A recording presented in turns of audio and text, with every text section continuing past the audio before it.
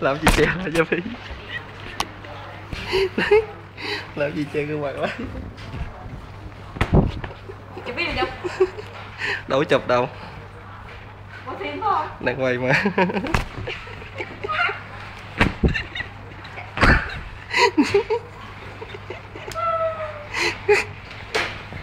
Khóc luôn á. Bởi hôm qua cái cô gương mặt khóc rồi.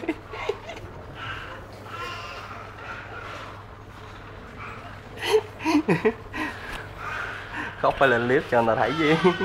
Khóc làm gì che mặt lại cho Phi.